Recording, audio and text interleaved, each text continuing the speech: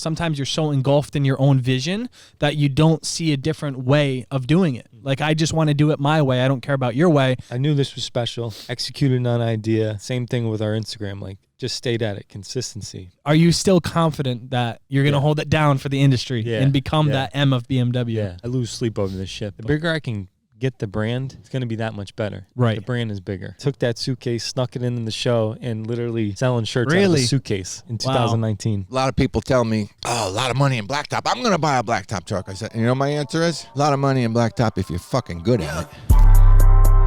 Hey. Hopping in, bitch, and I start the V. Snakes in the grass, so they harder to see. I'm gonna get right into it. All right, guys, joining me on the podcast today is a true hustler himself. With countless hours working as an asphalt paving foreman to the grind of creating a successful merchandise and marketing brand we all know and love, Raised on Blacktop. No. Please welcome Matt Stanley. What's going on, Matt? How you doing? Just fucking bang them out real quick. I don't know what any of these are, but hopefully it sounds good. Of course, brother. Welcome back to the Native Hustler podcast, by the way. I forgot to intro that. Episode 4. Here we are, episode 4. I had to guilt Shane to get me on here. So. Honestly, you should have been number 1. What was I thinking? Yeah, you know? What's going on, Matt? Busy? Not much, man. Busy? Yeah, busy time. Been doing a lot of Raised on Blacktop because it's the off season. Yeah, so as I was just telling you. Yep. Lot going on at once. Hard to focus, but can't complain. Yeah, right? yeah. I get it, man. So I want to just hop right into some questions I have for you. Already? My bad. Yeah, of course. I mean, that's why we're here. We all want to know the shit that goes on behind the scenes, you know? That's why we're here. We got to actually hit the heavy hitter questions. So what was it like growing up in an asphalt family, and how young were you when Bossman Bill threw you on one of those machines and started teaching you, you know? We always joke that yeah. I hate when people ask that question, like, how old were you when you started working? Right. Actually, when you do you got to fill out like an employment form or something. Yeah. And it says like, how long have you worked for American Pavement? Like, I don't even know. Yeah. Right? Yeah. So we always joked that. 30 years. 30 years old. Yeah. We always joked, and it's probably true though. But as soon as we were like potty trained and we didn't have to have our diaper changed. Yeah. That's when we went to work with Dad. I like that. Keep it humble. Probably like 8, 9 years old. Okay. Started going to work. My first like really full-time summer would probably be like 13. I was 13? like working Wow. real summers with the guys. What is that, middle school? Middle school, right? Yeah. Freshman year of high school or something? 8th grade. Going into Wow. freshman year was like the first year that was like no more sports. Okay. Because we played sports all growing up. Yeah, so of course. No more sports. You're throwing asphalt. Mind you, like we'd have a game at like 5 o'clock, and then, you know, Dad would bring us home from the job at 1 o'clock. Really? Go home. Yeah. So, Wow. Yeah. Straight to the machines. Well, I asked you that question is because yes, sir. here we are with the next generation. Yeah. I mean, these are, I want to say your brother Jack, right? Yeah. Yeah, these We are got Jack's 2 boys on the Jack's outside. 2 boys, and then it's William the 4th. Billy? Yeah, Billy's kids, right? Boy. Yeah. Yeah. so the next generation right here. Yeah. It's crazy. This was you one day. Yeah, no, I wanted to ask you that question because, like, I mean, being on the job site with you guys and filming it, you know, there's been days where, you know, the wives will bring over the kids or, you know, the boys will bring the kids with them, and they all seem to love it. Even the little girl, they all want to be a part of it, you know? So, I mean, being in that family and being raised on machines and equipment, I mean, when it's cool. When the kids come to the job, it's cool.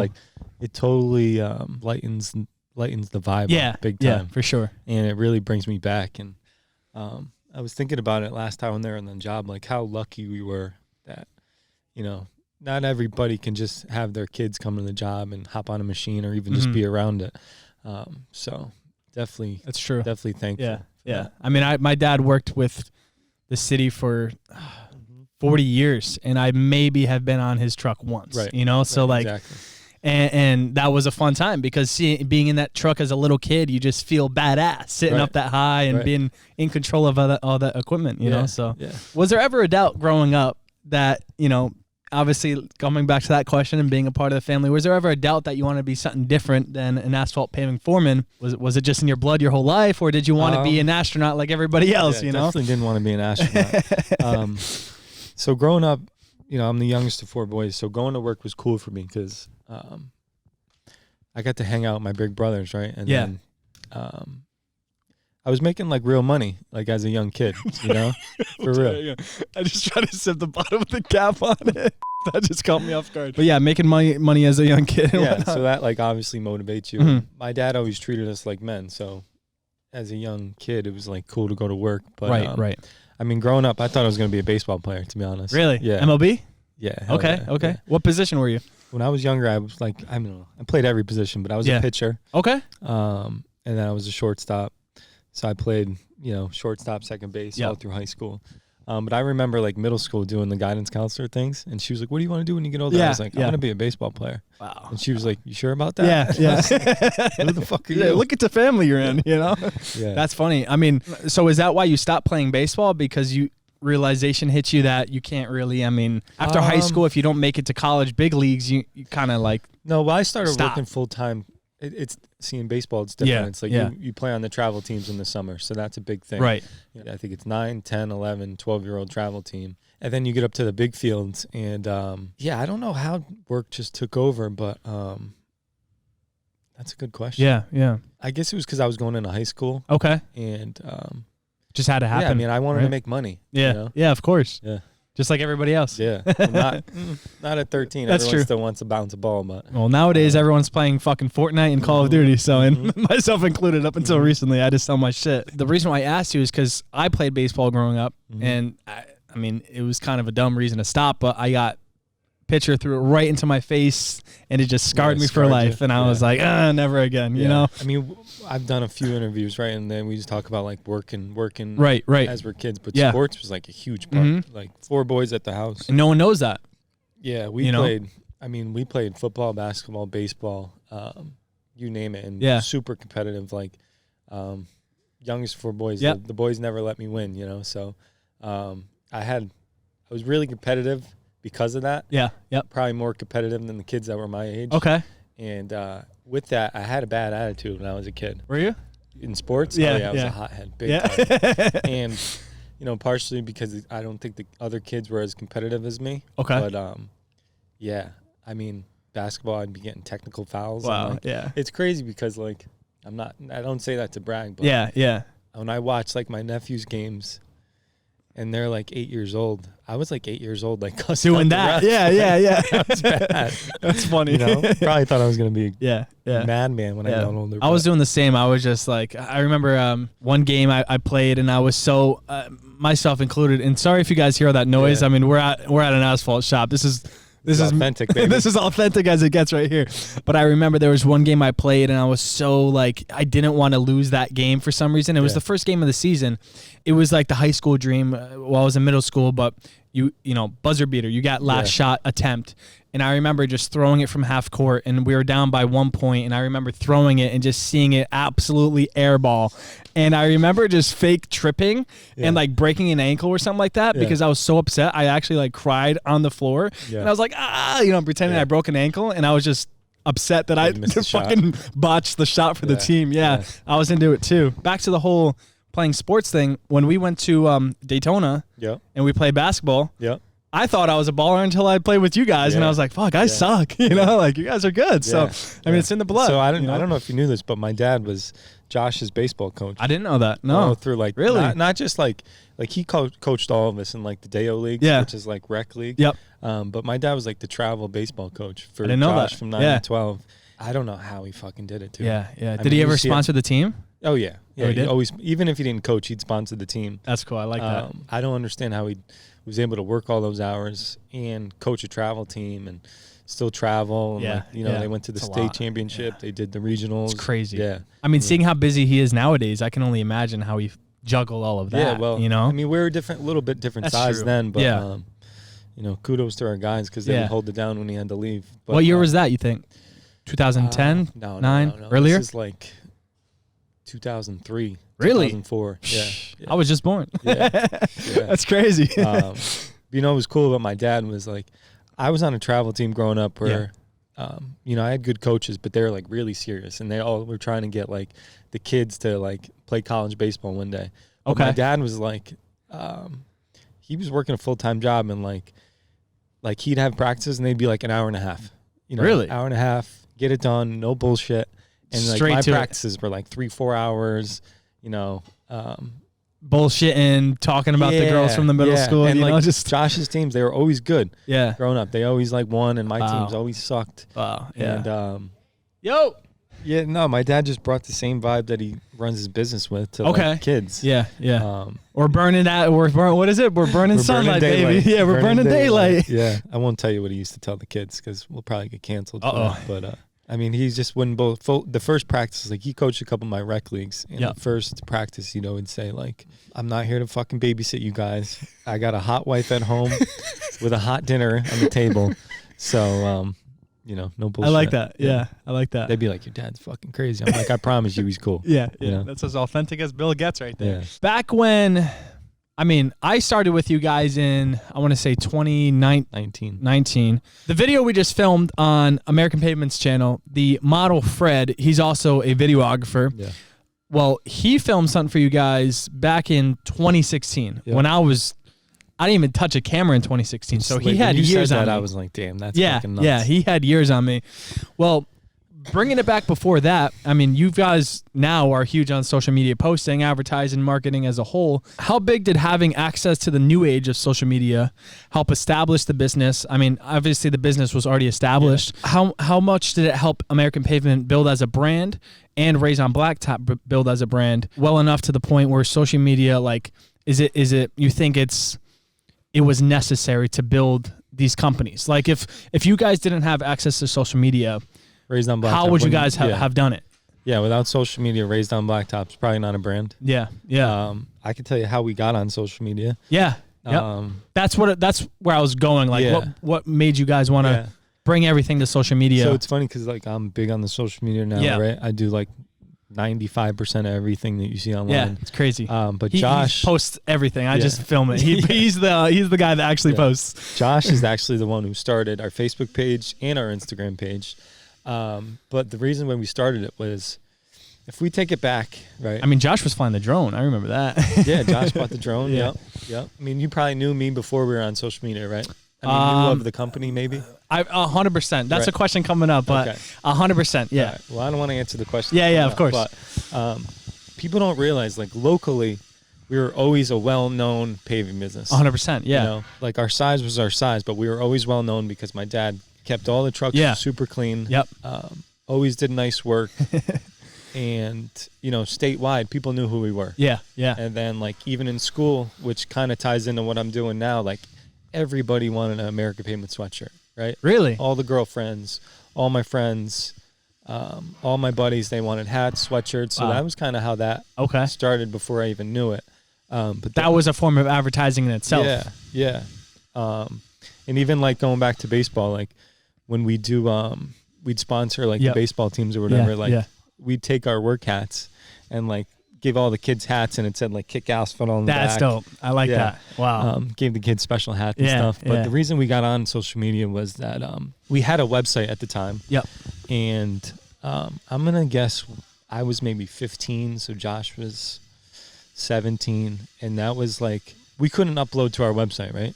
I still don't know how to like fix our website. I could probably figure it out now, but like we were like, how can we post our work and keep people updated on the new projects? Okay. So we started a Facebook business page. Okay. Yep.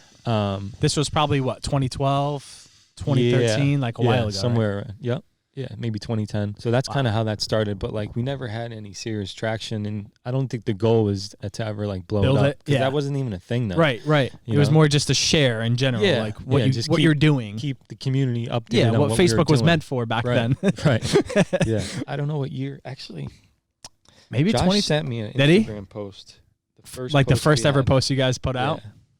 But while you do that, it's funny because when I started working with you guys back in 2019, I remember Josh actually showed me footage that he filmed on a drone that he learned how to fly on his own and would operate it on the back of the paving machine, right? While you guys are paving and just let it autopilot, just fly itself, and he would control it. I remember that because... Did you edit that video? I want to say that was like my first like test, like, hey, like, can you do something with this footage? I do know the first video we ever did together was Widow Browns. Welcome to the Jungle. Yeah. That was a throwback. Still getting, what what do they call that when Instagram sends you a thing that says that copyright strikes? Still getting strikes. Me too. Video. Yeah. Belarus, Russia, all that stuff. Yeah. I mean, as long as the United States is still active, that's all that matters. Deleted it, and somehow I still get notifications. Yeah. The video's been removed. Like no all shit. the time. Yeah. But I'll never forget that morning after, because you came out and shot it, and like you must have like finished it at like 3, 4 in the morning. Yeah. And you sent it to me. I woke up to the video, and I remember I watched it in my bed.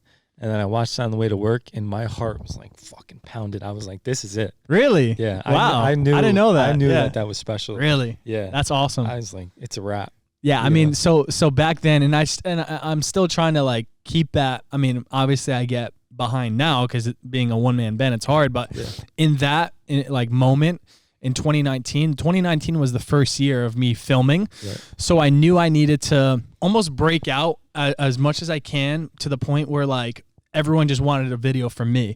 So my turnaround times were literally 4 to 6 hours. Like I would film it in the car ride home, downloading the footage to the laptop, walk in my house, sit down with a drink, some food, and literally just bang it out instantly. And like I was doing that for, I want to say 6 to 8 months, like up until the point where then I was filming like 2 videos a day. So I had to then the next day was that video. And then now it's like, the production value is just like, don't rush it. Like just, I mean, still obviously quantity over quality, like for some stuff, but there's obviously some stuff where I take my time on. But I remember that because editing that, I just knew how big it was to land you guys as a client, like almost win you guys over. You know what I mean? Because I mean, back to your point. Yeah. I mean, back to your point. Like I remember the day you hit me up. You remember how you hit me up? How you found me? Where I got your number from.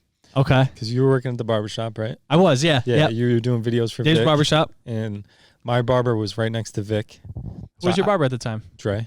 Okay, yep. Yeah, still my barber. Yep. It's funny because like we still like know and talk to all these people. Everybody, right? everybody. So I think that you were doing a video. You might have done like 2 videos for him with his camera. I did. So I was working at Dave's as a receptionist. Yep. I got to give props to Vic out of, I mean, really anybody, because he bought a Sony camera. So like the whole thing in the barbershop was to buy this Sony camera or this Canon camera with this 50 millimeter, very shallow depth of field, get this nice portrait, because at the time cinematic mode didn't exist. So like iPhone was really bad, and just get these dope shots. And I was going to graphic design school, and for some reason, everybody thought that meant I knew how to work a camera or just knew technology in general, which I had no idea about a camera. And I remember where I did have like a little Panasonic shitter at the time for like at-home vlogs, but I knew nothing about a professional camera. So Vic handed me his camera and was like, "Hey, I want to shoot a video." And I was like, "Well, let me take it home. I'll learn it in 2 days. I'll come in and we'll shoot a video." So Vic and I shot videos for, I mean, I want to say 2 years straight, but oh really? I mean, yeah, a good 2 years. But in that moment, we were doing one every week.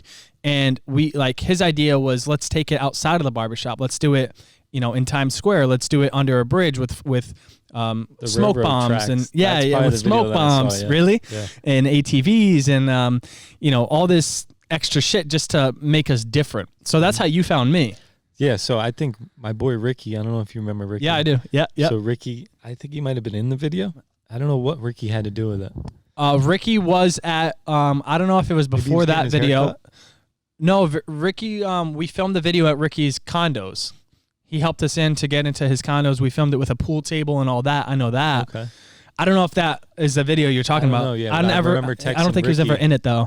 And I was like, "Yo, I want to work with that kid," and then got your number. And did I call you or text you? So maybe I have it mixed up. I thought it was an Instagram DM first. Oh, maybe, yeah. And then I think I just gave you my number and then we called real quick. Yeah, Ricky was probably like, hit him up. Yeah, on Instagram. But I remember I was in the mall with my friend Brett, and I was walking by. I remember this clear as day. It was so funny. I'm walking by the food court, and I look at my phone and I see a DM from, it was either from your personal account or the business account. And I mean, my dad always talked about how big you guys were because, I mean, back to your point, everyone knows the trucks. Everyone knows your guys' reputation. I mean, in Danbury and in Connecticut, like, this is the company that is known for asphalt, So, and my dad would always talk about it, like, "Oh, why don't you try to do videos for them?" I'm thinking to myself, I'm like, how would I do asphalt videos? You know what I mean? Like, how is that even a thing? That's the Which craziest is shit about. What I even said that. I don't know. That was my first message. I was like, "You ever been on a construction Yeah, job?" it was. No, it was. I could probably scroll up and find it. That's literally what it was. And obviously, I'd never been on a construction job before. I just knew making that first video, back to the whole point, but making that first video, I just knew I had to win you guys over. Yeah. You know, and like reputation is huge, obviously. Yeah. First impression. Yep. You know? Yeah, I mean that's. Did we have a following at that point? It's hard to say. I mean, if it did maybe like 10. No, not even. No, maybe 1,000 then. Yeah, we probably were just getting started. Yeah, maybe. Wow, it's crazy to see that now. Maybe we had like 3,000. We might be able to look back, but I forget. Yeah. You might be able to see how many people viewed the video. Well, that's so crazy about what we're doing here is that I'm just going to be braggadocious here and say that we were the first to ever take a professional camera out to a job, put some real music behind it, put a drone behind it. And now the entire industry is doing. So I just got back from a trade show in Charlotte, and I mean, everybody knew who I was, right? Which is cool, but power of social media. 2 or 3 videographers come up to me and was like, whether they were in the family business that weren't actually, you know, part of a family business but not working for them. Yep. And they're like, off of your videos, like they have a career now. It's crazy. Yeah. I mean, myself included. You know, there's one kid was like, you know, I was doing photo shoots for cars and stuff, but his uncle owned a paving business, and now he's like, my uncle saw what you guys were doing and was like, buy anything you want. Let's start shooting videos. And he was, let's be like them, getting paid. Yeah.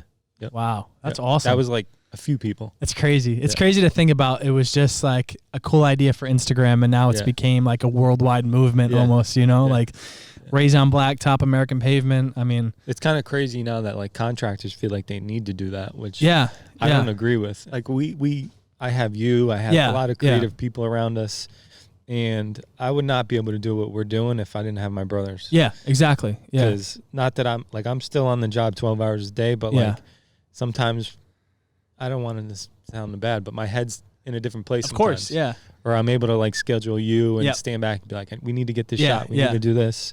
And if I had to, not that I don't run a crew, but if I had to like, if I didn't have them helping, this would not be possible. Yeah, 100%. At all. Well, I mean, I could even stand behind that point myself, because when I'm on job sites, I'm getting pulled by Jack. I'm getting pulled by Josh. I'm getting pulled by your dad. I've gotten pulled by, I mean, one of the guys before. And they're just like, Jimmy. Jimmy, like, yo, let's like get the shot real quick. Like, and where Josh would be like, hey, come here, mic me up. Let's, you know, let me talk. Where even Jack, I mean, he can speak for himself. He probably doesn't like being on camera as much, but he always comes to me with music ideas or, that's merchandise ideas, like graphic ideas, like, yo, we got it. Like, you should do that. You know, like, I mean, we remember the car ride back home from Lee Boy Factory, and that's another topic we talk about. But we mocked up like 4 different designs, and everybody gave like their own input, and it just makes it so much easier and so much more fun to work in that environment. You know? Yeah. I mean, a lot of our best ideas come from them, which is funny. Not that they're not creative, but it's like sometimes I get so engulfed to what we're doing, and they're able to kind of see it as an outsider. Like they are not yes men at all. Exactly. And I love that. Yeah. You know, I always send this like the merch, like they're my first team I send to. Yeah. You know? They'll tell you the truth. Yeah. Yep. I mean, that their reputation matters as much as your does, you know? I mean, they're a part of the whole thing corny, too. Or that's cool. Or exactly. What if you did it this way? So that's true. I mean, same thing with videos. I'll get input from, I mean, even your dad. Remember the last video we did of the Trout River new truck? He was like, what if we put this clip in, you know, before that shot, and music, and, you know, everyone's a part of it, which I think is so cool. It's funny because I won't say half the times, but a lot of times I'm like, Dad, it's fine. And then we will do what he said, or we will do what the boys said, and be like, that's cool. We did that. No, for sure. And it's funny because I hear it from clients myself, like, they'll think it's annoying to like almost be over my shoulder, like, hey, or give me ideas. But to be honest, I mean, just like you said, sometimes you're so engulfed in your own vision that you don't see a different way of doing it. Like, I just want to do it my way. I don't care about your way, but I need to hear it from your way, because your opinion matters too, because you're a viewer, you know, and like the 100,000 people that are viewing this video don't have the same vision I do. Everyone has a different vision. So I need to hear it from other people. And same point as you. Trade show trips before where you're like editing for Mosh. And I'll be like sitting with you helping. And like, I like exactly. that. Yeah. I mean, and people, like I said, people think it's annoying, but it only helps me and it only helps you. And it's a big old group working together. You've been asked this many of times, but I kind of want to get more in depth with it, what birthed the idea in the creation of Raised on Blacktop? The heat press in the bedroom and all that, you know? Yeah. So, like I said, we always did, merch for our guys, and then everybody else would want it. And I was using screen printers, and no shade to them, but you go to them with an idea, and they're like, I can't print that. Yeah. Or limited. You'll ask them what you want, and then it'll come back, and it'll be really what they want to do. Right. Whatever's cheaper for them. Yep. So I was like, I need some freedom. Yeah. I need to be able to do this myself, at least get something close. I went online, and I bought a vinyl cutter. Okay. It's called a Silhouette. Yep. And it's probably not for T-shirts, but it's something that like DIY. That's what Mosh uses for his stencils. Yeah, exactly. I'm familiar. So it's something that comes with a program. It's not Photoshop or anything, but you can cut out objects, you can cut out text, and you load this vinyl in. Watch mad YouTube videos. And you load the vinyl, and then you cut out the text. And then with that, I bought a heat press that I still have, and I was cutting out the American Pavement logo and heat pressed it on T-shirts. And the real reason I did that was because I wanted to experiment with some things, but I also wanted to take, for example, like this is a Carhartt sweatshirt, like right? that, This is probably at least a $60 sweatshirt. Yeah. So you're not going to go to you're not going to go to Yeah. screen printer and get 100 sweatshirts for your guys that are $60 a piece. But I was able to go to like Dick's Sporting Goods and get. It's funny because I have it on right now. Like I was buying like Nike long sleeves. Okay. That were $55 a piece. Wow. Yeah, way too expensive. Spent a fortune. Crazy. And cut out a logo and put it on a shirt, and then that would just be like for me and my brothers and the guys working, a couple whatever. of our guys. Yeah. But it was like small amounts, like 12 at a time. Okay. You ever mess up heat pressing? All the time. Hold on 1 second. Yeah. Really? That's all I have right now is basically just samples that I messed up on. Because I know how heat presses work. If you like press, that didn't stick at all. That's what I was talking about. It won't stick. Yeah. Right. Yeah, or I'd put it on and be crooked. So there it was. 60. And you can't peel it. Nope. No. So that was $60 down the drain. So that's kind of how I started. Yeah. So how Raised on Blacktop started. I was already doing the American Pavement, cutouts, put that on a heat press, and then I was messing around with some sayings, some logos, and I still have a couple of them in my house, but I'm trying to think. You look at like Drake, he has like OVO, October's Very Own, and it's like a sub brand of what he's doing. Right. And I always liked that, right? Yeah. Because I always took inspiration from outside the industry. Because if you look at our industry for inspiration, it's all the same shit. Of course, yeah. So I started just block text. I think my first thing I had was Raised by Blacktop. Okay. Or Born on Blacktop. And then I came at Raised on Blacktop, and I was like, that sounds good. It sounds so catchy. Yeah. And then I was messing around with this old English text. So I printed that out and put it on a shirt. I was like, fuck, that looks good. Yeah. So that's kind of how I started. And then I was selling them. I was just making them for ourselves. Yep. And then it was more weekend work gear. That was my whole thing. Because I wanted something that you could wear out. We could wear out. And it didn't technically have American Pavement plastered on there. Yep. Because phone number on the back, sweatshirt, all that. Yeah. If I wear that sweatshirt to the grocery store, I'm getting stopped by 10 people. Right. I need a driveway paved, or do you know George? Or, yeah. Sometimes I just want to still wear something that represents me. Yeah. But I'm not getting stopped. Personal. By people. Yeah. So that's how that started, and then I was posting them online, and guys off our American Pavement following were like, "How do I get one?" So I started just selling them online, not even online, just through Instagram DMs, Venmo me. Yeah, they sent me $50. Wow. And I'd send them a shirt. So. You're That's like, how oh I got shit, started. this could be something. Yeah. And then I think it was 2019, probably the same year. I want to say that we right got around the time I came in I don't know if it was, I think I came in before you even did your first, it might have been the same time. A real run of hoodies. Yeah. Which I did with your boy Dan from Vision Designs. Yeah. So I think maybe I got 100 hoodies, and then I started a Shopify page and kind of made it somewhat legit. It still wasn't all the way legit.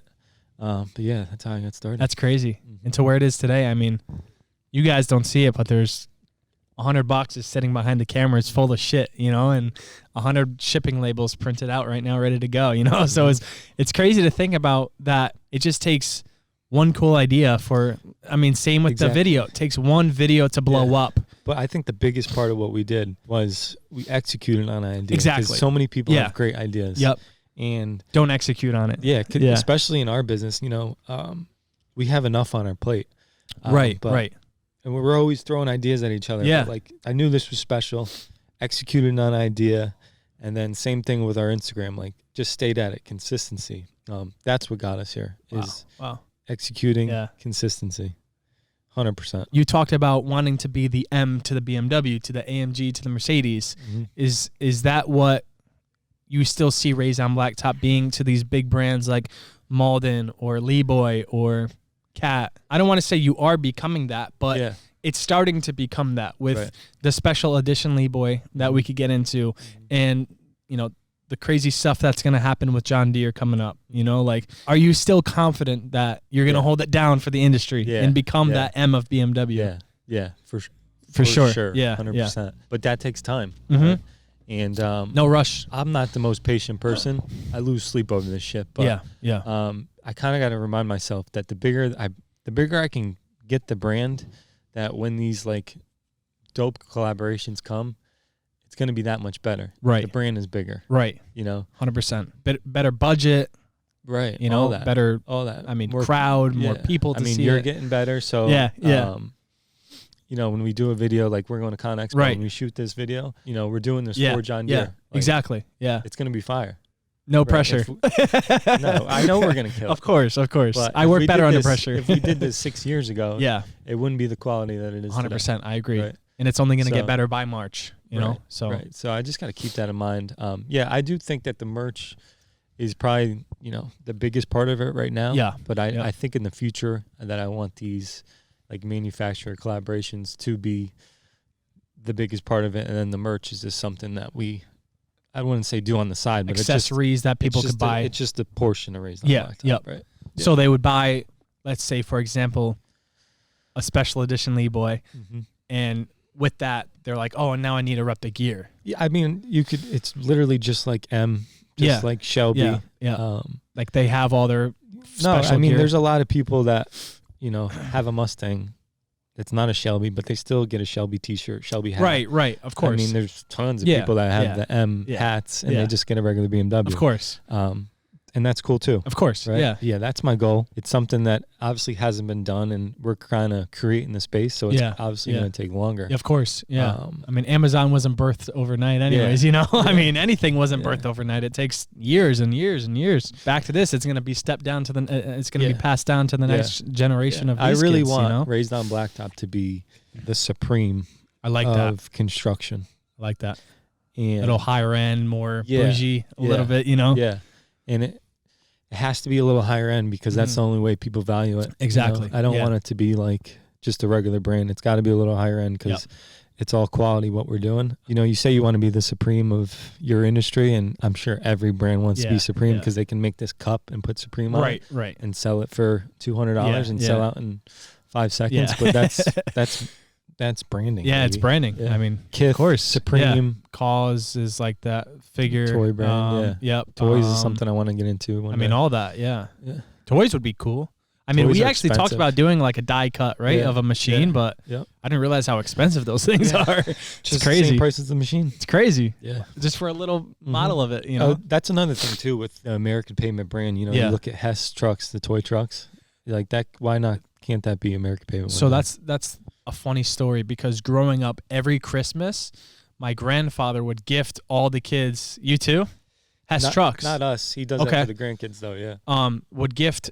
I don't know if I still have them. I know my older brother kept all his because they're going to be worth something in who knows. I mean, maybe next month. I don't know. They're going to be, the value of it eventually is going to go up on those. I mean, we have them all the way back from 2000, you know? So same with you guys. It sounds like unattainable right now, but I mean, that would Raised be on Blacktop crazy toy.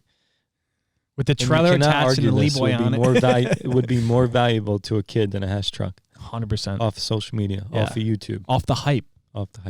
So I don't know if you could. Is it behind this wall? It is. I don't want to rip it down. Yeah, there's tape on it. No, there's tape. There's tape on it. But you guys sponsored became the. it's the main sponsor, right? Of NASCAR select driver number 20 at the time, Spencer Boyd. I heard it all over on 95 every day for the past 3 months back then. But I mean, how did the idea come up with being the main sponsor of Spencer Boyd? And how surreal was the moment when you actually saw that red NASCAR flying by in Daytona? Yeah.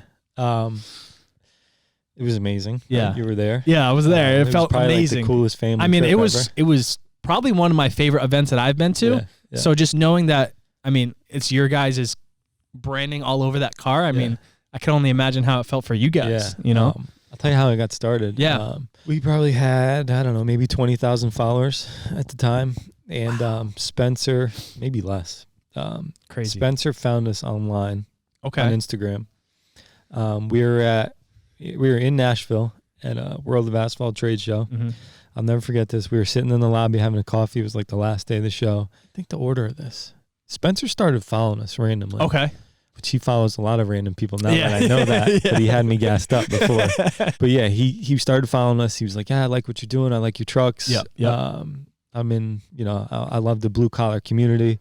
And I was like, sweet, let me send you some Raised on Blacktop gear. Okay. So I sent him a hoodie.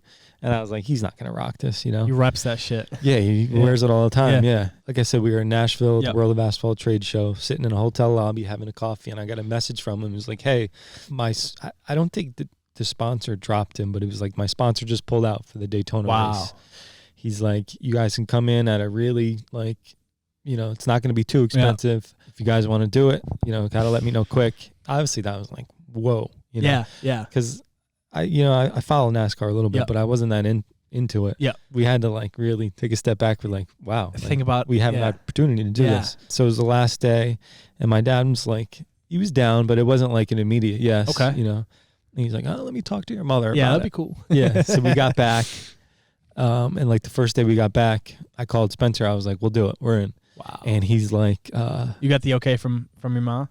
Yeah. Yeah. Okay. From Boss Lady. He's like, Daytona just got scooped up because we did the race before that. If you don't remember, in 2020, we did in Vegas. In Vegas. Yep. So he's like, the second race of the year is in Vegas.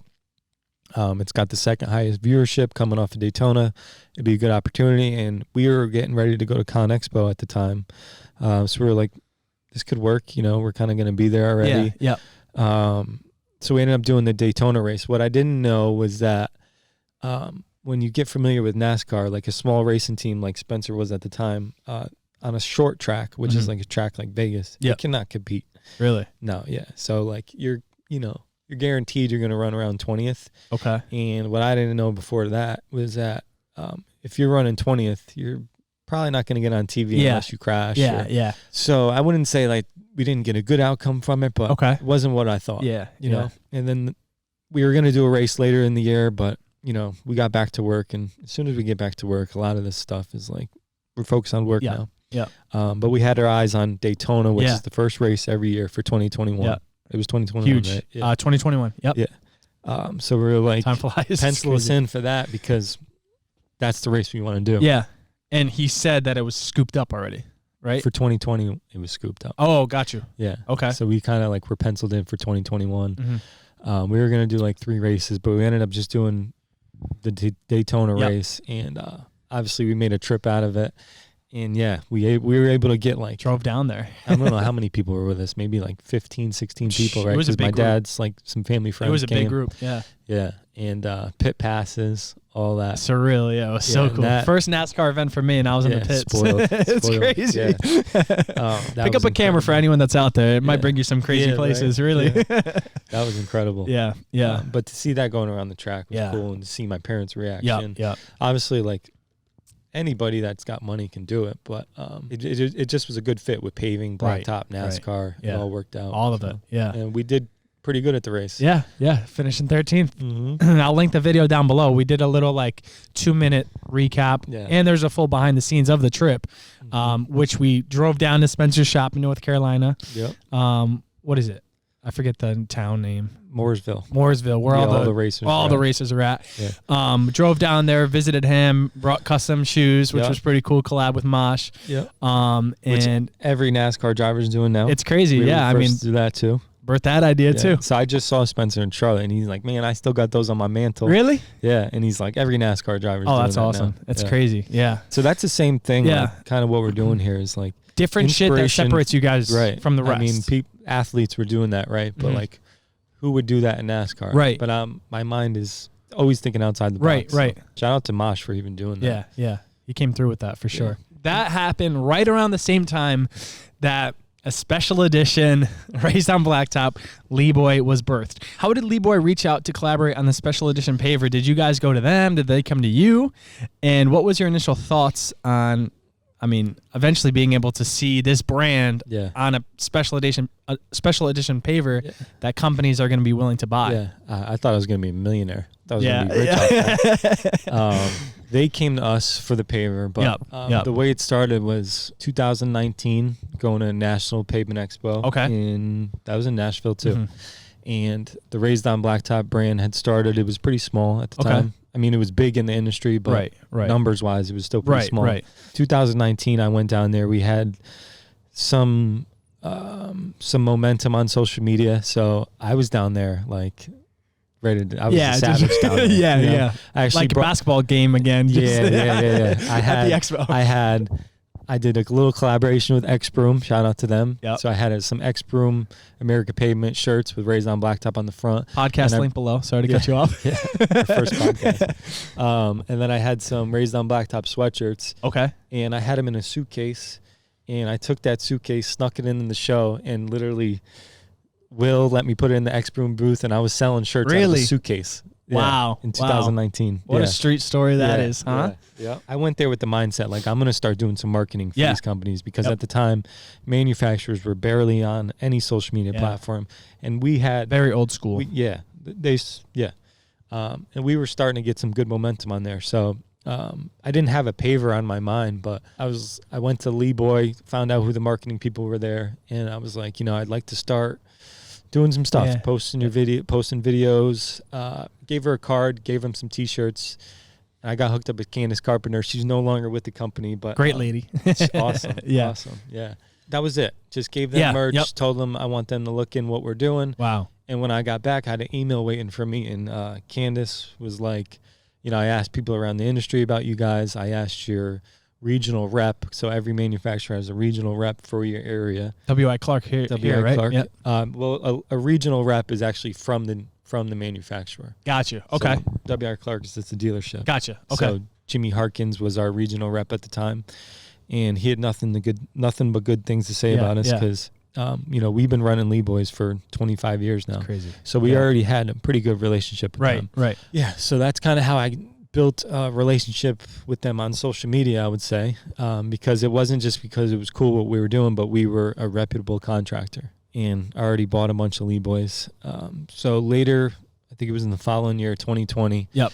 I got a call from Jimmy Harkins, which is like our regional rep. He's got nothing to do with the marketing team, but he was like basically every year Lee Boy would do like a one-off little special edition machine. Okay. Oh, so they were already doing it with other companies? Not other companies. Okay. They do it like for a foundation. Got it. They did like a breast cancer paver. Interesting. Okay. So they would paint it pink. That's cool.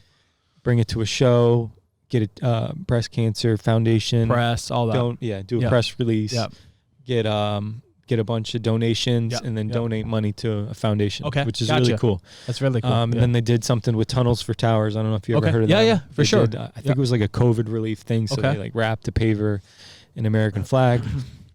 So Jimmy called me, was like, obviously we love what you're doing. Raised on Blacktop. It's really representing the family business. He's like, we'd like to do a little ode to the family businesses across the country. What better way to do that than a Raised on Blacktop paver? Wow. So I was like, I remember I got a call. I was driving the dump truck. I was hauling loads. Let me pull over. Hang on. And I was like, wow. Obviously, yes. Yeah, of course. But it was only supposed to be one at the time. And, I said, okay. I remember like telling the boys as soon as I got back to the job. Yeah. They like didn't even believe it. And so we got on a couple phone calls and they had like a bunch of like their large dealerships on calls, without me, just telling them what we're going to do. Like a heads and up. they're like, we should do a few of these, you know? Wow. And then we got on a phone call with them, and I was like, had the same mindset. I was like, you know, you look at the Harley Davidson pickup truck, you look at a Shelby Mustang, that's what this could be. Right. And they were in on it, which is awesome because, you know, like I said, Raised on Blacktop, we had a lot of traction within the industry, but we weren't huge yet. Right. But they took the chance on us. That's awesome. Yeah, so shout out to them for that. We were supposed to do 30 pavers. And is there even a limit now? I mean, just whoever wants one, right? No. Yeah, whoever wants Pretty one. much, yeah. And we're going to be doing more pavers. We're going to extend the line. Different looks. Yeah, we're probably Is that what coming soon I saw on Little Boy's Instagram? Yeah, go to Vegas. We'll see it in Vegas. Expo. Yeah. So now we're up to about 150 pavers sold, and only 75 of them have been delivered. So you're going to be seeing a lot more of them on the streets.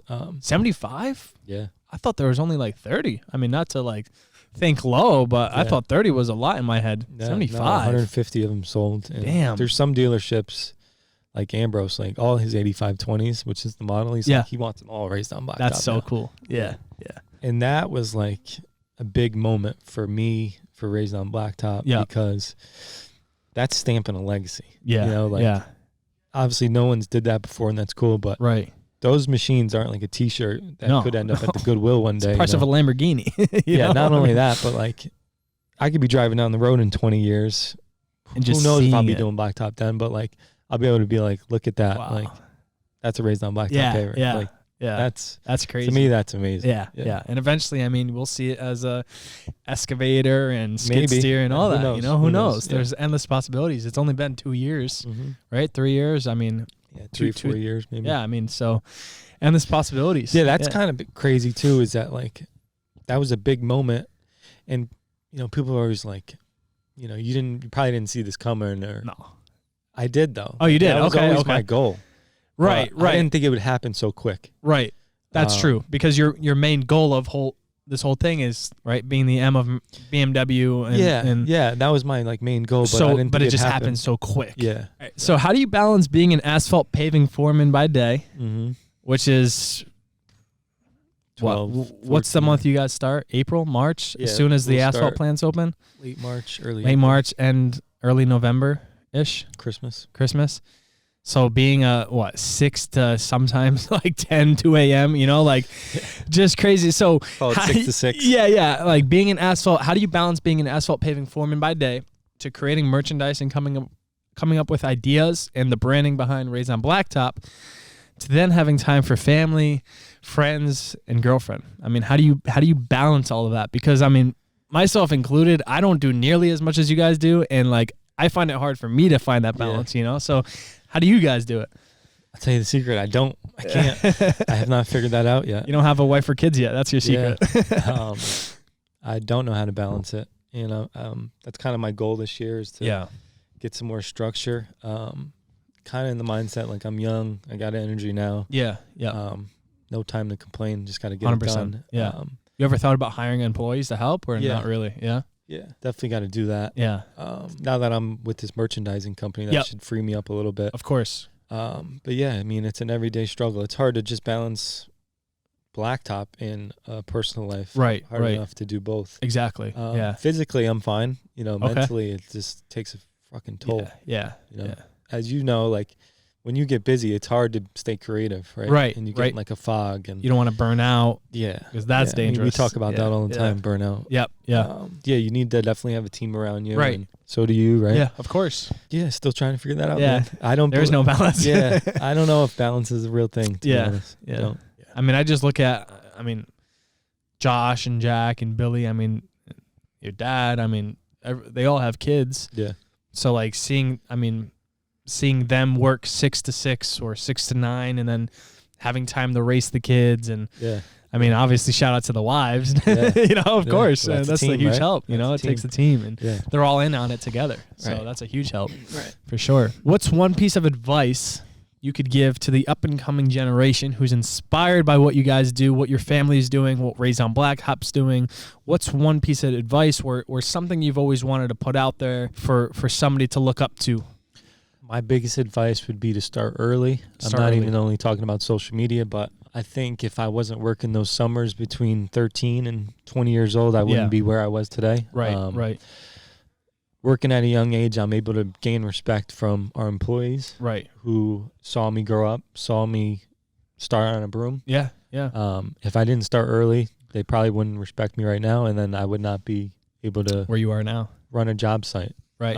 So, I mean, look, I'm not trying to complain, but I missed out on a lot growing up. Yeah. Like, yeah. You know, summers when you're 18, 19, 20, and I was working all summer, you know. Parties, had all opportunities to be on the lake all no summer parties. with girls. No yeah, parties. I partied about on the weekend. Yeah, still of course. Do, but yeah. Wasn't going on Thursday on the lake. Right. With 12 girls. Right. Had the opportunity to. Yeah. Love to, but yeah. I was working. Of course. You know. Yeah. And without that, I wouldn't be where I was today. Wow. I'll let you talk about this, but we'll be in Vegas. Sorry, for the Con Expo event. I've never been to Con Expo. I've only been to Charlotte and Nashville, which Nashville and Charlotte. I mean, Charlotte's a little bit smaller than Nashville was, but Nashville was incredible. You know, content we got there. Yeah, killed it with the trade booth. Yeah, and these events are my favorite because I mean, I love being on the road and like filming all day. And I know this sounds absurd, but filming all day and then editing that night is like how I started. So doing that again with a team helping me out, it's so fun, you know. So I haven't even told you this. What? we're supposed to be doing a 3-part series out there, right? Yeah. I really want to do a video a day. Okay. And edit that night. Yeah. And put it out that night. That night. Yeah. So we gotta be done filming by what time does the event go to? Whatever time you want. You can come and go as you please. You know? Okay. What time does it shut down though? Like, what's I'm the hours? like 9 4 to 5? 5 o'clock. Yeah, 9 I was to gonna 5. say as long as we stop filming the event, by 4. Yeah. I just feel like at these events, right? There's a lot of other brands out there and companies that will shoot a video and then you don't see it for 2 weeks. Crazy. Yeah, if we were to, you know, and these could be only 5-6 minute videos. Yeah. But if we were to shoot a video, go back, edit it, and put it out that night, daily people would vlog be like, it. What the fuck? Yeah. How are they doing this? Yeah, and then we could premiere it like, well, that night, but like people will be watching it the next day at the trade show. Right. You don't? Do you have your own booth this year or no? No. I was gonna say because then you could premiere it at the booth, but that'd be really crazy. But next event, had the opportunity to do a booth. Yeah. But because you guys did a booth in Vegas. I mean, I'm sorry, in Nashville. Yeah. Worked out awesome. We killed it. But the opportunity this year, you 2 months worth of sales in 2 days. But it was a lot of work.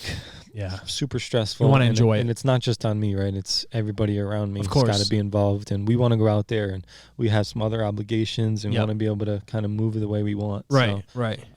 Yeah, but the Con Expo starts on March 14th, I believe. And to the 18th. To the 18th. We'll be there on the 13th through the 19th. Yep. And we're going to be doing a bunch of events. So Lee Boy's coming out with, I think, 3 new machines. Really? Yeah. I didn't know that. Yep. So I should have these dates. Yeah. What's your main focus too, by the way, for Con Expo? I mean, and you could speak on this for other people too that go there, but like what's the main point, or what are people looking forward to going into Con Expo? And especially you guys as a I think, you know, for the regular person, you should definitely have, we're not the itinerary kind of people, right? We're in construction, but show up, know what you want to go see, because the show's so big that you Yeah. won't be able to see it all. So those pieces of equipment that you know are coming out or are already out, but you've never seen them in person, you know, have a plan and know that, you know, you want to be there. Right. You want to get there to see it. But Lee Boy is going to do an unveiling the first day. So we'll be there for that. Awesome. We'll be shooting that. Sweet. And then Lee Boy's going to do a contractor meetup thing where we're going to be giving away some co-branded hats. Okay. I think on Wednesday. We haven't figured out a time yet. So we'll be doing that. So John Deere, we may do like a little meetup there. But you know, when they came out to do that video, the grader that they sent us. Yeah. That's going to be on the Jumbotron. What? Yeah. I didn't know that. Yeah. Like replaying the whole time, or just like every 45 minutes? I think really? they'll be playing a video. How long is the video? Did they say? It's probably only a couple minutes. Couple minutes. Yeah. But probably no audio, right? Just visual, because you won't be able to hear it. Audio. Really? Yeah. I mean, we did interviews. Wow. Like a stadium Jumbotron. Yeah. That's sick. Crazy. I was gonna ask you, where is that video? You know, like I want to see it. I want to see the production. So they did an production article on us that should be coming out for that event as well. It's in their Dirt Journal magazine. Okay. I think it was the January issue. I don't know if it's out or comes out next month. So the photos were for the article, and then she said that it's going to be on the Jumbotron. Wow. So I can't wait That's to huge. get like my parents' reaction. Oh. Do they know that yet, or are you keeping that a secret? They know. I don't think know? they realize how big it's going to be. I mean, I don't really know how big it's going to be. But A Jumbotron at that event, I'm sure, is massive. Yeah. You know, with Crazy. everyone looking up to it. Yeah. We're going to have to get a drone shot of that or something. And then also, we're going to be doing another meetup with Malden. Okay. Because we bought one of their new graders that they have. And is that why you guys went down there? At the factory there? Yep. So we got to see the machine in person. That's awesome. Got to run it, and we're throwing some ideas off each other. So there might be a little something nice. I like special. That. Of course. You're going to want to see that machine in person. I promise you. It's going to be sick. Awesome. Yeah. Con Expo, March 14th to the 18th. Yep. Yeah, anyone going out there, definitely hit us up because, I mean, that's why I want to go because I like to network. And network for sure. Meet Huge. people and, you know, I was just down in Charlotte, and everybody was asking for my dad and my brothers. So we'll all be there. My mom's coming down. So it'd be cool for my mom to see. I mean, she was in Nashville, but every time these shows, they're a little spread out. So, like, your brand's grown in between. And right. Then, yeah, it's wild. Yeah, Nashville was a whole, from this event, it'll be a whole year. Whole year, yeah. You know? Yeah. So from the last event that I was at. Probably doubled in size since then. Last event that I was at would be a whole year. Yeah. Which is crazy. Crazy. Oh, and also, I'm sorry, we're up for an Equipment World magazine. Okay. And you're going to be hosting an influencer panel there too. Oh, shit. Yeah. We got a lot to talk about. Yeah. Yeah. No, Contractor of the Year, it's called. Yep. We're already a top 12 finalist, which is like awesome. Huge. Yeah. Huge. Yeah. But like I said, we're trying to win that award. So there's a few obligations we got to do for that. And there's like a couple roundtable discussions. Okay. I don't know if it'll be me and my dad or my dad and my mom, but we'll up on stage? No, it's like a private thing. Oh, cool. Okay. Yeah, and that award doesn't come out till Saturday night, so we had to extend our stay. I don't know if I told you that. Yeah, so we're leaving the morning after. And then also I'll be doing an influencer panel with myself, Missy Sherber from Minnesota. Yep. Taylor White from Ken White Construction. Okay. He's got a sick YouTube channel. Yeah. He's from Canada. And then Jimmy Starbuck, he's from Australia. Okay. And Katie from, I think she's from somewhere in the UK. I forget. Okay. Where. Wow. So it's really spread out. Yeah. So I didn't realize. That's why I didn't want to do a booth, is because you got to attend to all these events, all these. Yeah. But I didn't realize that panel was so spread out between the UK, Australia, United States, Canada. They got somebody from everywhere. Yeah. Yeah. Right? Should be cool. It's crazy. That's awesome. Cool. We get to go to a pretty cool dinner party with John Deere. I didn't know that. It's like a concert. Dustin Lynch, you ever heard of him? Yeah. Oh, shit, like really? Performing, yeah. I didn't know that. Get you on stage. Yeah, let's go. Yeah. If we do a next one, I want people to comment questions they have. Because, say, right? Huh? You know what they're going to say, right? Huh? You got to get Bill on here. The hardest part is getting him there. That's the hardest part because he's so busy, you know? But once he's down to talk. Yeah, I don't want the camera in my dad's face all the time. I feel like it's weighing on him sometimes. Yeah, for sure. Yeah, too much pressure. Not pressure, but it's like, you know, at the end of the day, even our YouTube channel, like, you guys got to post every week. And, like, obviously I would love to, but course. We're running a fucking business here. Like, you know, we're not, I don't think our channel is ever going to be the type of channel. This is him. Here we go, Dad. Come on. We're just talking about you. You want to sit down? No. No. A podcast. Look at all the cameras. See the mic? You want to answer to anything? What do you need? I don't know. You want to say anything? See us in Vegas? Yeah, sit down right here. Talk about Vegas for 2 minutes. There you go, guys. You got the guest himself. I didn't know I was going to be on camera. I didn't do my face this Just make sure you hold it like right here. Right here? Yeah, right there. So it was funny because we were just talking about Vegas, right? So we're gonna all be in Vegas, and you're becoming a quick celebrity on the channel. So people want to meet you. You got to bring your Sharpie for some autographs. I mean, you know, people want to. I'm not sure about any of that, but okay. So we'll be in Vegas March 14th to the 18th, right? And I've actually taken you on more vacations. I know. I have a lot of my grandkids and my own family. My own family. I've traveled halfway around the country with this guy. So we're looking forward to Vegas. Looks like it's going to be fun. Yep. And we're going to do some networking, some work, right? But we're also going there to try to enjoy ourselves. We're bringing the whole family. Of course. So we're hoping we're not turning into too much of a project. But anytime we can get out in Vegas, and this is why I encourage you to go. Years ago, there was only local shows, and there wasn't the power of the social media to find out what's going on in the world of asphalt. But nowadays, when you can get all like-minded people together, I really enjoy spending time with everyone in the industry and just talking stories, learning what they're doing, talking techniques, and it's a really great opportunity to learn a lot about your industry. Right. Historically, industries were cut into 20-mile radiuses. We're working Connecticut here, a little bit in New York, and very small radius if you look at the map of the United States. Yeah. And typically, the industry, whether it's paving, concrete, dirt, cheeseburgers you're flipping, hot dogs you're making, there's a certain way things are done in your radius. Right. And it's funny because years ago, still exists today, but years ago, how bricks were laid was a certain way in 120-mile radius. You go a 20-mile radius another way, they laid them differently. It's true. And it was typically started off probably some farm boys, local farmers, started putting pipe in the ground this way, and some guys put it in this way. And every time you break the radius, there's something different. Town to town, county to county, state to state.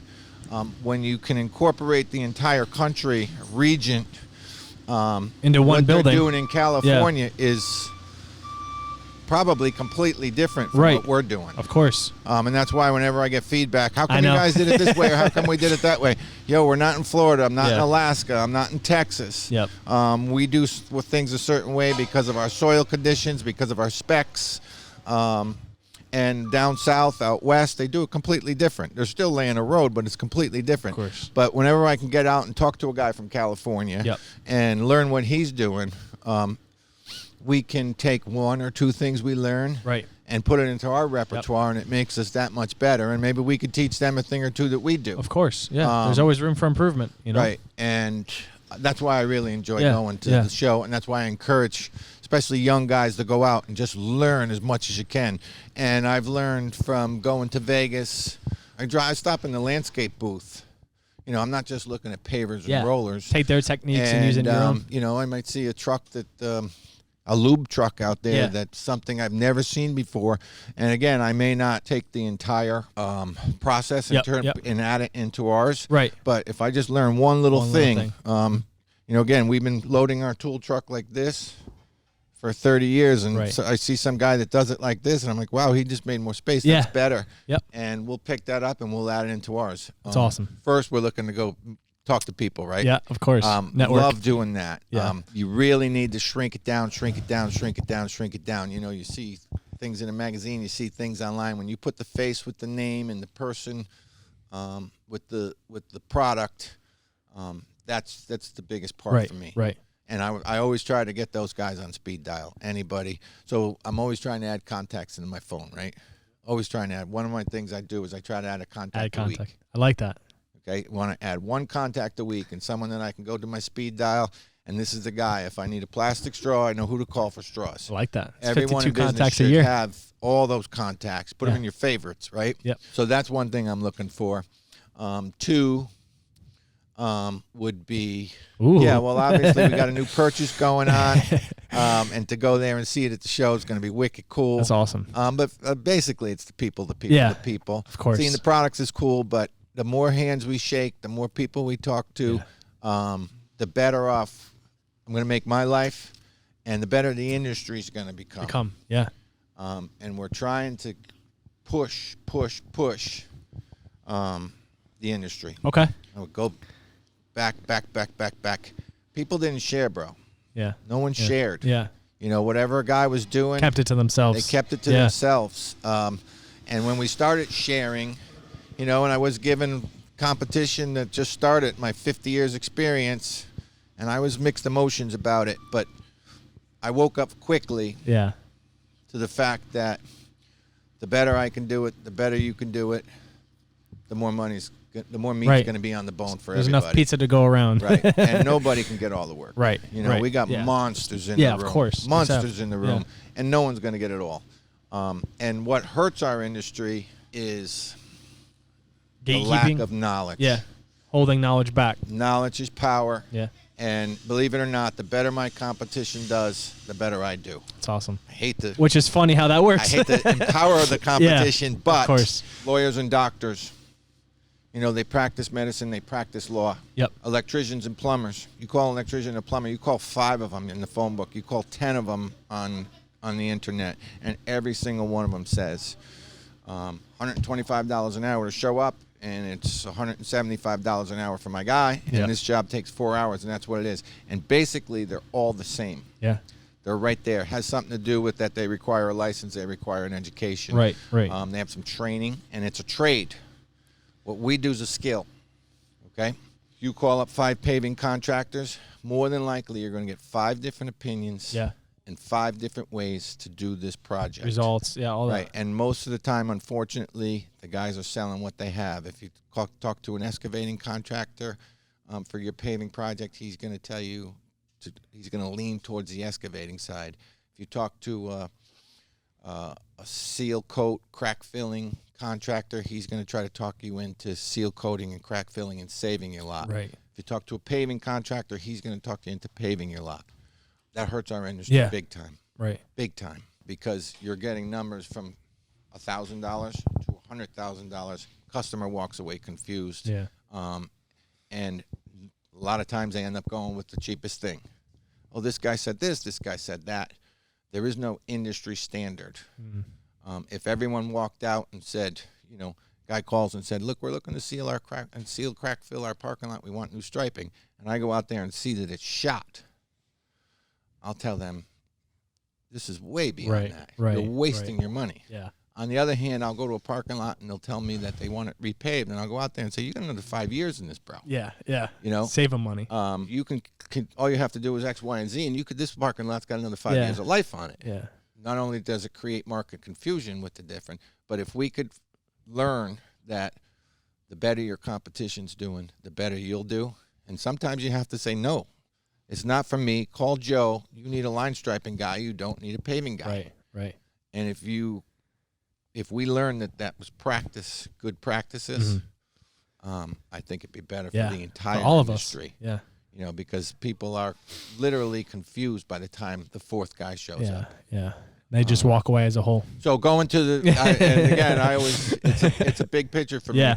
So when I go to Vegas, I learn from you and him, me, and we share these like minds, and we find out that we're not enemies. We really have a lot in common. We drive the same truck. We wear the same clothes. We live the same life. And you have a lot in common with these people. They're not your enemy. Right. And if he's doing well, you're going to do well. Of course. And I don't want to sound like a sap, because obviously we want to blow the competition away. But if you go to an area in any business, and a guy drives around and says, wow, I'm in the car dealer business, and look around here, there's no car dealers. They need a car dealer. True.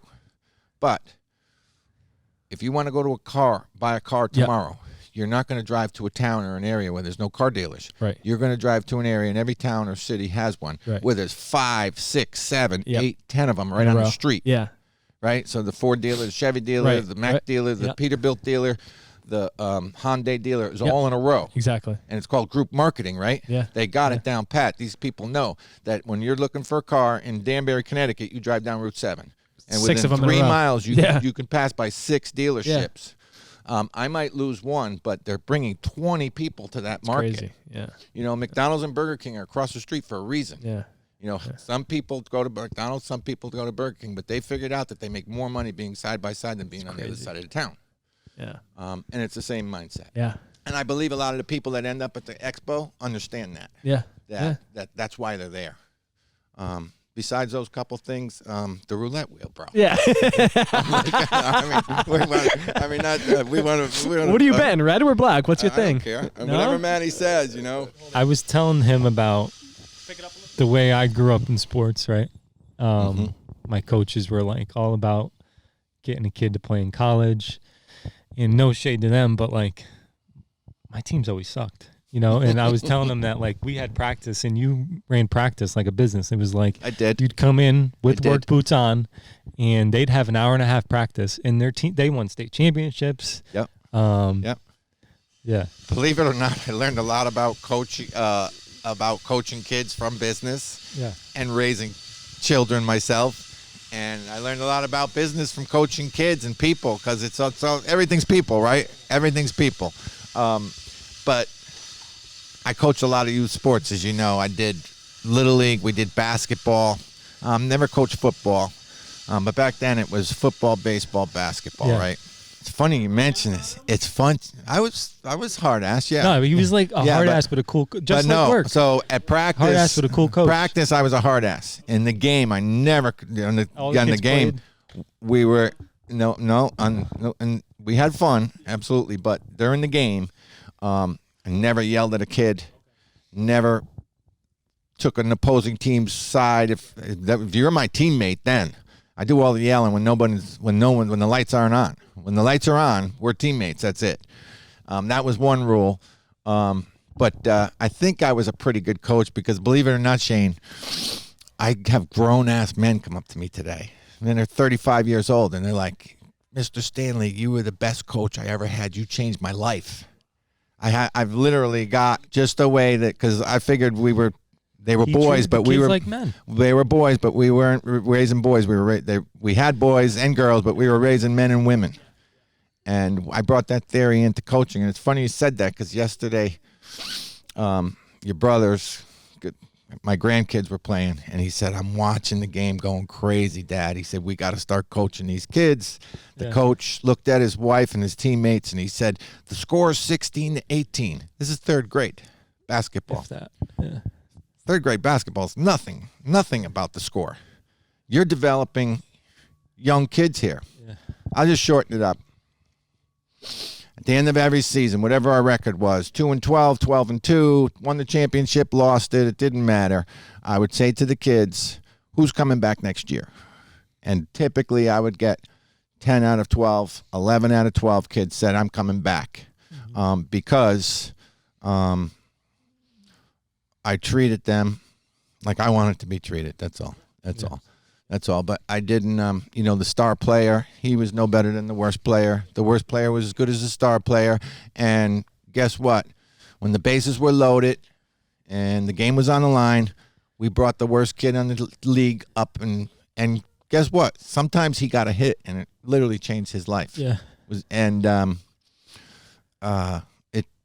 It was best part of my life was coaching, and I bring a lot into business. Yeah. I mean, everything I learned there and everything I learned here, I mixed the two. Yep. And I feel like I had success coaching kids. I did a ton of travel ball. And I've seen bad coaches, and I've seen bad bosses, and, just learning from both. It's better to step back and just be the common sense in the room. Yeah.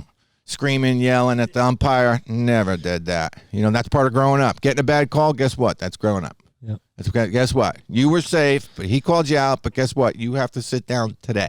Mm-hmm. Tomorrow's another day. And it's all a mindset, right? Mm-hmm. And if you want to incorporate it in business, we deal with all kinds of people, every walk of life. You deal with tons of people. And some guys want X, Y, and Z. Other guys want PDQ. I've learned that they both got a checkbook. They want to hand me money. I'm going to do whatever they want me to do within reason. Not every customer is going to be the perfect customer. You're going to have to deal. And we deal all the time. And guess what? 1 job, 2 jobs, 3 jobs. I'll make the worst customer into the best customer. Because after the 4th job, he's mine. And he does it my way. I don't have to do it his way anymore. Because he just picks up the phone because he's in my contacts and he says, Bill, we need a parking lot. And I just go do it. Now business is simple, right? Mm-hmm. All that other stuff goes away. All the nonsense goes away. That's my spiel for the day. That's all I got. My arm's killing me here. Holding this thing up. That's a wrap. But Vegas, we're going there to enjoy the family, enjoy the food. Enjoy the people. That's it. The equipment's just a sidebar. I can look online at equipment. I can go look at a magazine and equipment. I can drive the dealer and go look at equipment. It's cool. I love looking at the equipment. But we're going there to meet and greet and learn from everyone in the industry. And not just the monster in the room. I want to talk to the laborer on the end of the shovel that works in Texas and see what he's about. Because I'm going to learn from him, too. You Last question. Yes. Where's Raised on Blacktop in 5 years? Oh, Matty. I'm just kidding. You got to answer that. Where's Oh, you don't need me to answer that? You can if you want. I got no clue, so I don't know what you're going to say. I would love to see Raised on Blacktop become a name in the industry. Not only that we can have the kudos of creating it, but where people go and we have something in common, which I think is going to push the industry forward. And if you could do anything with this here, is that bring us to the top of our game. Yep. You know, and it's pretty simple, right? It's simple. I was talking to a gentleman the other day who owns a diner, and he said, I got a chance to buy a 3-family up the street. And I thought if I put $100,000 down, I could put 100 into it, and I could flip it and make $100,000. It's going to take me a year, blah, blah, blah. And I said, yo, Bob, just sell more cheeseburgers.